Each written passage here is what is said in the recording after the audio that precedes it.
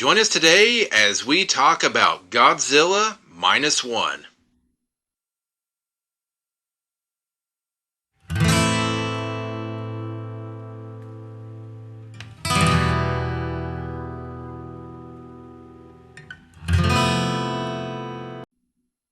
Hello and welcome back to the Geek Ball channel. My name is Jim. I'm Owen. And today we're going to give our review of Godzilla Minus One. This is obviously going to have spoilers in it. We're not going to hold back on that. So if you're looking, for a spoiler-free review, I'll give you just my brief thoughts on it. No one can give you his without the spoilers. This movie had a $15 million budget. Looked absolutely fantastic. The story was great. It had the human element, it had the emotion, it had Godzilla, it had the perfect narrative to it. And, it all around good. My spoiler-free review is honestly the best movie of the year so far for me, and one of the best movies I've ever watched. It's just, I liked it a lot. All right, so, obviously that's about all we can say with keeping it from spoiler-free, so we're going to get right into this, so buckle up. Here come the spoilers. So, I liked where it started out at, because it started during World War II, which is where mostly Godzilla always came from. So Godzilla, even in the past, was because of a nuclear radiation incident. And I kind of liked where they started off with, because they started off with following a kamikaze pilot who faked a plane malfunction to get out of his kamikaze run. And he lands on an island, and this is very reminiscent. I can't remember which Godzilla movie it was, but there was one where it focused on an island where there were still like dinosaur creatures roaming around, and this is no exception. They land on this island, Odo Island, and the mechanics of the island are looking over this kamikaze person's plane. And I need to get his name. Toshima? No, Toshima is the mechanic. Yes, Toshima is one of the mechanics on the island, and... Go ahead, now I want to try to get the cast here, because I want to... And he is important in the beginning, and he comes back later. Kochi is the pilot, the kamikaze pilot. So Kochi lands on the island, and if I pronounce these names wrong, they're Japanese. I apologize. I don't know exactly the pronunciations. I've got the cast list up here, so I'm trying to keep that all straight. But so he lands on the island, faking a plane malfunction, and as he's sitting on the beach, he starts noticing these deep sea fish. These deep sea fish coming up, and one of the people there said that there was some sort of monster that would hunt these deep sea fish, and they called it Godzilla. Well, at the time, Godzilla was just a dinosaur size, well, a little bit bigger than a dinosaur, but it's just a fairly small creature where small arms fire actually hurts it and annoys it enough to cause it to go on a rampage. So Kochi is on this island. He abandoned his kamikaze flight so that, because he obviously, I don't think he wanted to die. He wanted to live. Which, I mean, to be honest, is a true emotion that I'm assuming that some of these pilots had. They didn't want to be dishonored, but at the same time, who wants to fly into battle knowing that you're going to die because you're going to fly into a enemy ship or enemy whatever with your plane and be pretty much a human-guided missile at that point. Yeah, like, wanting to live and what it means to live is a pretty big theme of the movie. Yeah, and another big theme of the movie, which comes later, is the horrors of war, especially atomic war, which I think this movie very, very expertly tells in a way that just, You know, like you look at Godzilla and you think, well, he's just a monster rampaging. No, he is an atomic. He is the atomic war in monster form, and they do this so well later. And we'll get down into the later in the review when we talk about how Godzilla is to relate to. But anyways, How he's portrayed in this film. yes. So on the island, like I said, Godzilla right now is just a large dinosaur-looking creature, and uh, the mechanics of the island. So there's no military on the island; they're all just mechanics. Try to fight back against Godzilla while Kochi makes it to his aircraft where he has a 20 millimeter gun that they want him to fire into Godzilla. Well, at that moment, he freezes up. He can't do it. He can't do it. So when he goes to, when he was going to go to pull the trigger, he can't. Godzilla ends up going and killing every mechanic on the island except for the one, which was Tashima. Yes. Tashina. Yes, and that was Tachibana. Tashima. Yeah, Tachibana. Tachibana. Whatever. Like I said, we obviously aren't Japanese, so the pronunciations are the best that we can do. So once Kochi wakes back up after the attack, the one lone mechanic, Tachibana, is burying all of the dead, and gives Kochi a he's burying all the dead, and then they get picked up later. And then I guess they don't ever actually explain to. Well, before they get picked up, Tachi berates Kochi and basically tells him they're all dead because of you. Yeah, which, I mean, to the one credit, I don't know that the 20 millimeter gun would have done anything, but at the same time, it could have. It could have ended the Godzilla threat before it even started. So they get picked up, and they're on a transport ship, and this is after the war is over. So this is like right at the final days of the war when Godzilla attacks the Odo base, and now they're on their way back to Japan, and Tachibana gives Kochi a envelope, and in that envelope is all the pictures of all the families of the mechanics that died, and he keeps that and takes it back home to Japan. Now, when he gets back home to Japan, he finds out that his family has all died. And I don't know if this is from the atomic bombs or from just being carpet bombed by the United States, but they're all, all of his family's dead. And his neighbor who survived sees that he survived and knows that he was a kamikaze pilot. So the one thing that he does is she berates him for not dying honorably and causing the firebombing that happened to the town, which not only killed his family, but his woman neighbor, which was Sumiko, also caused her to lose all of her children. Yeah. So she blames him for not dying an honorable death and preventing this whole thing from happening. Now, again, him dying as a kamikaze pilot probably wouldn't have changed anything, but the way that people are looking at it is their family's dead, and you were a kamikaze pilot, and you're not. And so even before they get into Godzilla coming back, it's a lot of the PTSD that Kochi's going through from not only abandoning his post, pretty much not going into battle with with the rest of the kamikaze pilots, letting all the mechanics die, and the grief that he feels for Sumiko for her losing her kids and him losing his family. So he has nightmares. He wakes up crying and cold sweats and all of the stuff.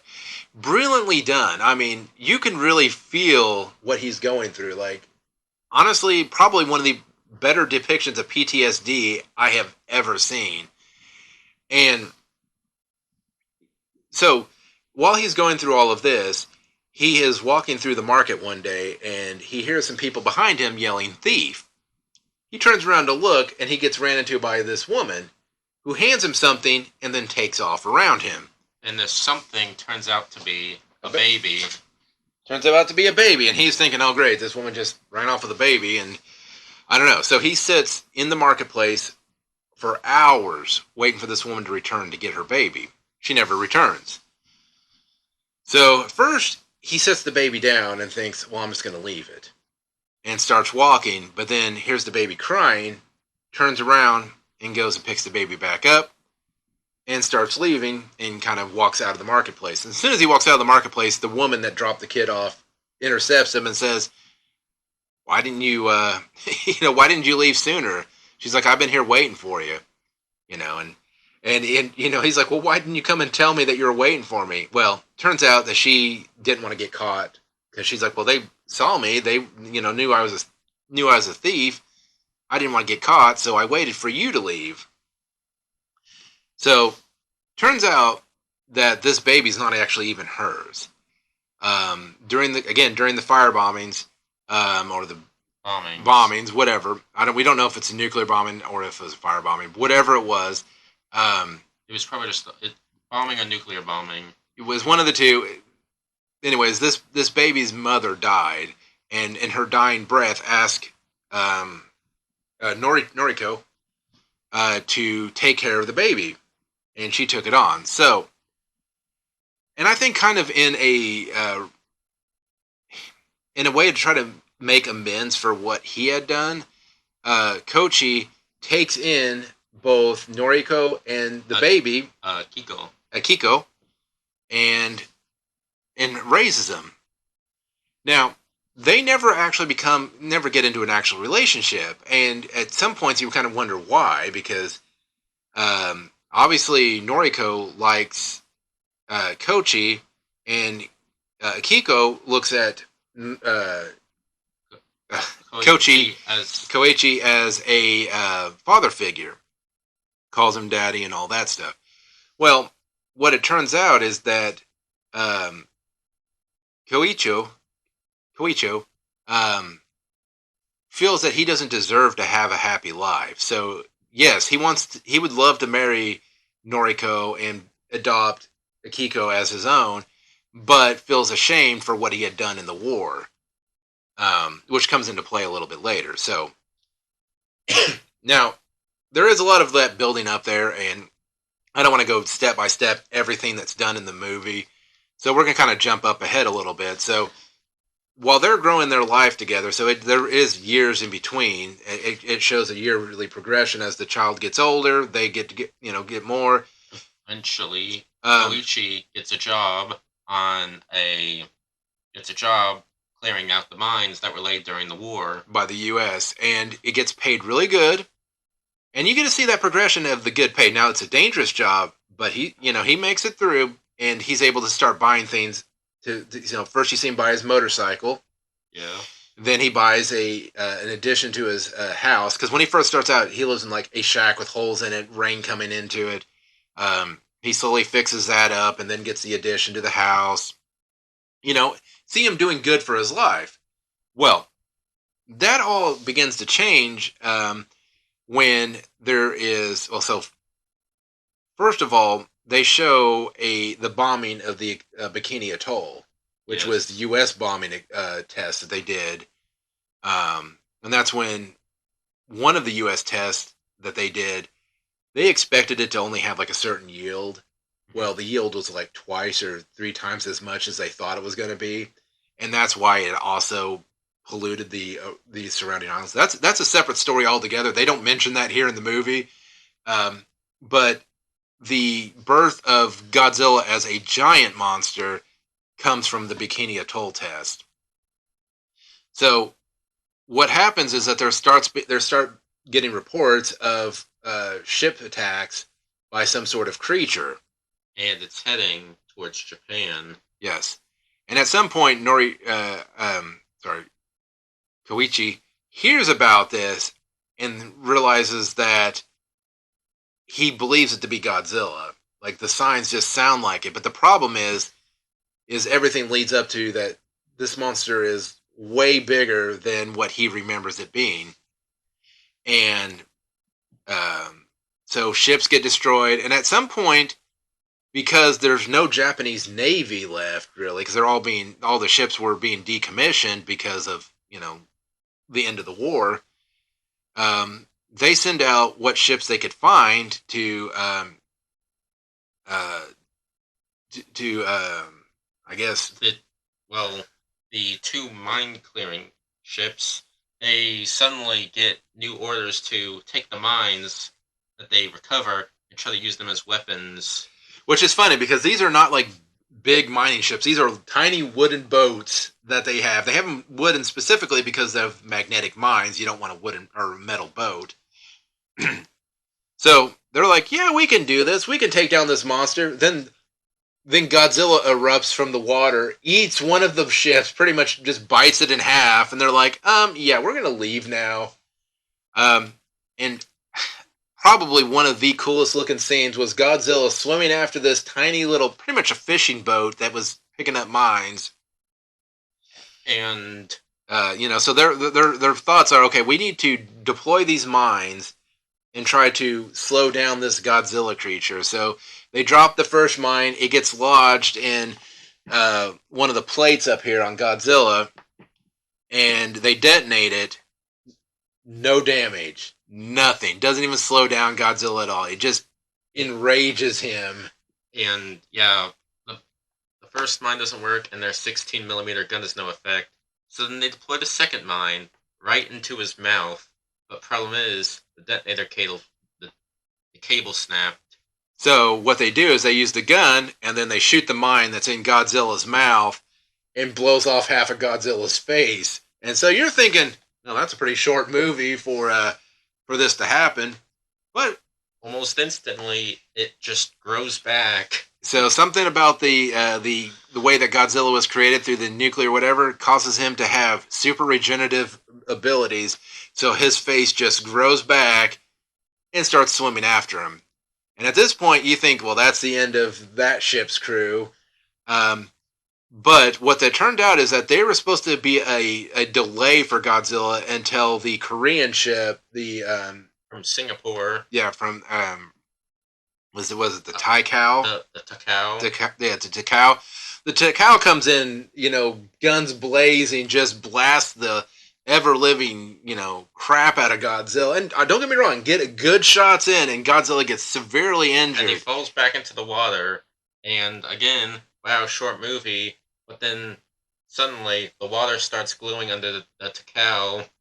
Well, so first Godzilla gets a couple good swipes in on the Takao, takes off the command bridge, but then two of the guns turn towards him, right, blast him off the ship, and the sailors think, okay, we got him. I mean, that was a complete broadside by 6 guns right into the side of Godzilla.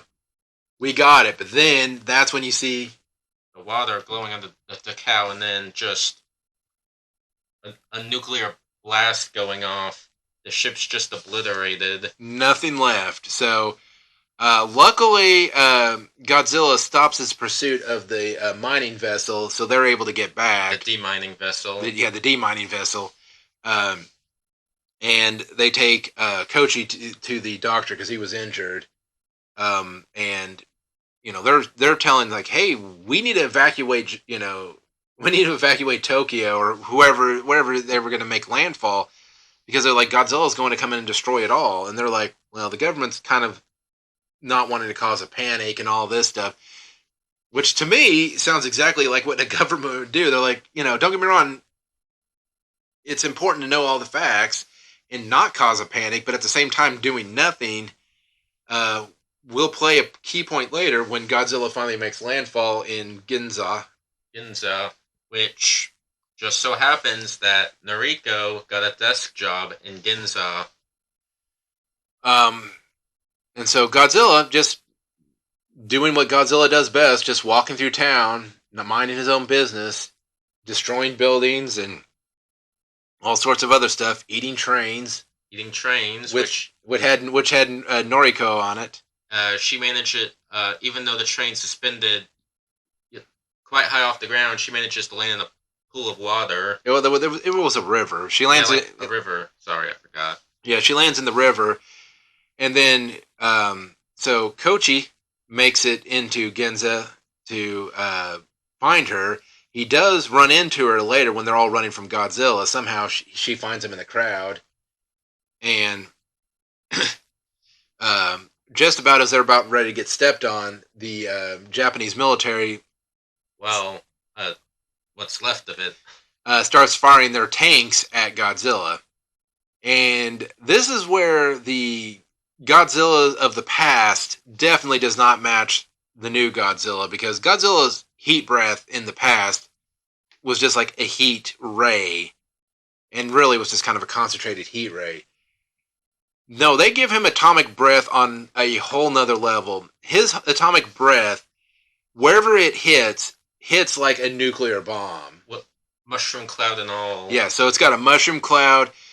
The bomb expands out, and then when it contracts, it actually sucks everything back in. And this is where, at one point, you think Noriko dies because she pushes Kochi into an alley, an alleyway, and when that suction comes back from the nuclear blast, it sucks Noriko into it, and he can't find her. She's at that point. Gone. Yep. And another thing to add to Koichi's plate. Yeah, because now he let her die is what he feels. Now, spoiler alert: she didn't die. She didn't die, but this does not. You do not know this. I mean, until like the very end, because Kochi makes it back home, and they find out that they're putting together a defense force, which the military says they can't really do anything about it, so they're doing a citizen defense force. Because Japan was demilitarized after the end of World War II. So they come up with a plan to kill Godzilla. Now, the plan is that they're going to rapidly sink Godzilla down 1,500 meters, and then either he'll die from the pressure increase, or if he doesn't, then they're going to rapidly bring him back up to the surface and have rapid decompression happen, which would also be, very, very dangerous for Godzilla. So, and the way they're going to do that is with Freon bubbles and these inflatables. These inflatable things that they use for the military had. But Koichi has a different plan in mind. So Koichi says his plan's going to be is that he's going to be the lure for Godzilla, because they need to lure him to this point in the bay, to this trench. Yeah, and so that when they sink him, that they can sink him as deep as possible.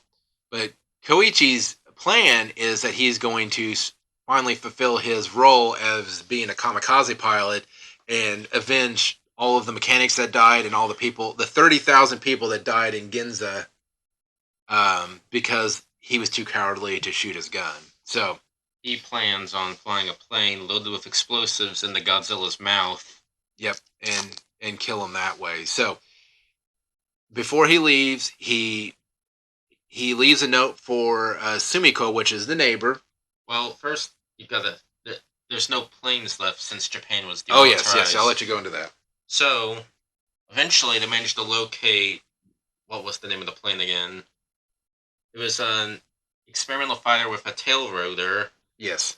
It had no tail fin, it had a tail rotor instead. And there's one thing that I noticed right off the bat is the fact that it was of German design. And not only was it of German design, but even on the back of the plane seat was German written on it.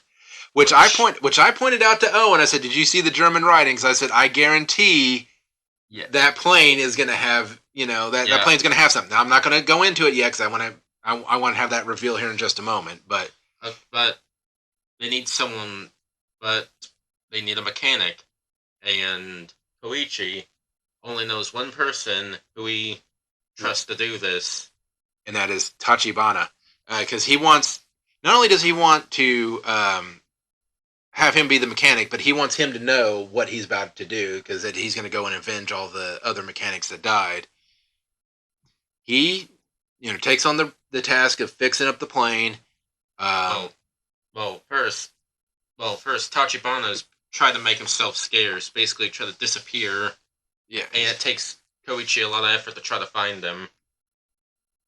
Yep, And he does find him in the most weird way possible by pretty much insulting him to make him come back and, beat the crap out of him. And then he finally decides, okay, I'll fix the plane for you. But he's like, you've got to do this for all the mechanics, all the people that died because of, what you failed to do. So the plan set, the what the Citizen Defense Force get 4 ships ready to bring out this plan.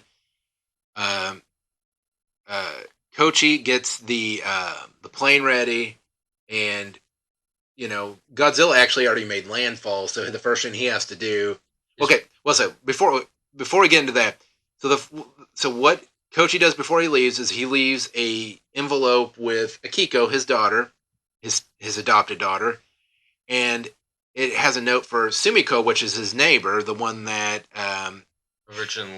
originally hated him because of the loss of her children. Well, during the whole story, she ends up becoming part of the family. She watches Akiko a lot of times because she had experience raising 3 kids. And it kind of becomes Akiko's aunt in a way. So Kochi leaves a note for Sumiko saying, take care of Akiko. Here's money to help take care of her. You own the house now. All of this stuff. And says that pretty much, I'm not coming back. I'm going to go off and save the world from Godzilla. So he flies off and has to help lure Godzilla back out into the bay because Godzilla's already made landfall. Because the first plan was to keep Godzilla in the bay by tempting him by the sound of his own voice to make it sound like a rival Godzilla creature. That doesn't work because Godzilla takes the boat that was doing that and throws it into a building. So that plan doesn't work. So Godzilla makes landfall, and then Kochi starts shooting at Godzilla's face and luring him back out to sea. And so one of the first things they do is they need to get Godzilla to fire his atomic breath because they know that if they don't, they'll just immediately destroy the ships that are carrying.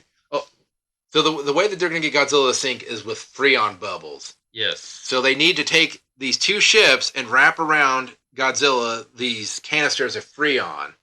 They're gonna and with the inflatable rafts. Rapidly pressurize and then depressurize them. Yeah. So they have to do that, and they know that if they start wrapping around Godzilla, Godzilla's just going to destroy one of the ships, and their whole plan is going to go to naught. So the first thing they do is they send a empty ship straight at Godzilla, and Godzilla, using his atomic breath on the ship, has to recharge. So he has to take a moment to recharge, and at that time, they wrap around Godzilla these Freon canisters with the inflatable bags. And as soon as they do that, they rapidly send him down to the bottom of the trench. And just like they thought, Godzilla does not die. So Godzilla starts tugging on the ships, and they're like, oh crap, well now we got to bring them back up to the surface. So they inflate the inflatables and he starts rising, but then he stops and they see he shoot through the inflatables. So the inflatables, he's not flying up fast enough, so they need to start pulling the ships away from him to drag him back up to the top. But the problem is, the 2 ships don't have enough strength to do that. But about that time, you see all these tugs appear. Now, the tugs were from people that had abandoned this cause, thinking that, no, we fought in the war, we're not going to fight here, we're not going to help. But they had a change of heart, so they bring all these tugs in, tie them up to the ships, and then start helping pull the ships, which then pulls Godzilla up. Godzilla does rapidly decompress, but again, it's not enough. Godzilla is severely damaged at this point, but not dead yet. So finally, you see Kochi makes the beeline for Godzilla's mouth because Godzilla finally had enough time to recharge. He's getting ready to blast the ships, and if he does that, then it's game over. So what Kochi does is he arms the bomb that they placed in the front of his aircraft, and he flies directly into Godzilla's mouth. And Godzilla catches him, and boom, kaboom! Godzilla's head's gone at that Godzilla's head's gone, but if you're observant, because what I brought up was that the fact that there was German written on the back of that seat, not Yes. Japanese. Yeah, yes, and one of the many things Germany invented was they were one of the first people to invent ejector seats. So the seat that was in the plane was an ejector seat. So um, Tachibana knew what he was doing and said, "Hey, here's the ejector seat." He's like, "If you do this and you can eject out, do it." He's like, "This will make up for all of our lost brothers." And you can live. Because he knew that he had an adopted daughter and a woman that he wanted to marry, or he had a woman that he wanted to marry, and he wanted him to live. So he showed him how to do the ejector seat, and he gets out of there. So Godzilla's body starts falling apart, and his body again sinks down to the bottom of the trench. Yeah, it crumbles apart, rays of energy everywhere, and he finally dies. So you see again his body sinking down at the bottom. So they go back, they celebrate, and Sumiko meets him at the dock with Akiko, and he hands him a note, hands Kochi a note, and at the end of the movie, you see them go to a hospital, and in the hospital, there's Noriko. So at some point, you think Akiko's going to be an orphan because she was going to lose both her, adopted dad and adopted mom, and at the end, they all come together and they're all alive and they're all a happy family. But one of the last shots of the movie, deep in the ocean, is Godzilla's heart still beating, and his body beginning to reform around his beating heart. So, overall, like I said, the movie looked fantastic. The way Godzilla looked was fantastic. And the fact that it was on a $15 million budget, this goes back to show me that, don't get me wrong, I get why some movies in the U.S. cost more because, things in the U.S. do usually tend to cost more. But I think special effects budgets have ballooned so much, and this movie just shows that with a $15 million budget, this movie will make bank. And if it was in more theaters, and if more people watched it, or if it even got an English dub, I didn't think it needed an English dub. It was all in Japanese, or it was in Japanese with English subtitles. That didn't detract from the movie. Actually, I should have mentioned that in the beginning. It didn't bother me. My 11-year-old loved the movie, and he had to read the subtitles, and that did not deter from it. It added to it, I think, in a way. Well, it did, because, one, the emotion was all there. I mean, it was still all there. You could still feel the pain that these people were feeling with the loss of their families, their friends, their comrades or whatever. You could feel all that. And two, I actually like having subtitles on because a lot of times I can't always hear what they're saying, so I like to be able to read it.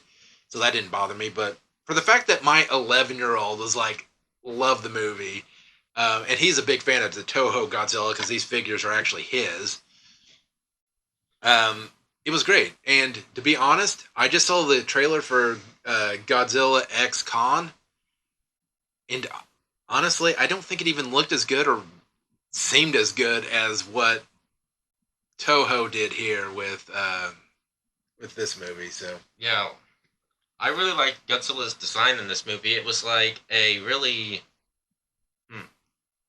like a glamorized version of his classic appearance. Yeah, well, and I think, and you may not be able to see these faces on camera, but more of these two faces here, he had actually I think this one here, he had a very similar appearance to this burning Godzilla figure I have here. And I like that. I like the fact that they kept him looking very traditional and even kind of brought in some of the original plots of, different Godzilla movies to bring him to life. Overall, my recommendation is go see this movie if you haven't seen it.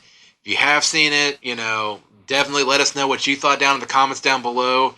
And if this review made you want to go and watch it, I mean, to be honest, I would go watch it again. If you want to come to Indiana and watch it with me, I'll go and watch it again. This was a great movie, probably one of the best movies I've seen in least the last 5 years of watching movies. And Sure.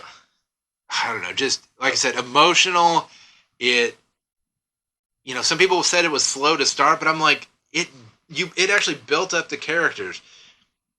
I thought the 2014 Godzilla movie, while they tried to have like character development in there, you really didn't really bond with those characters.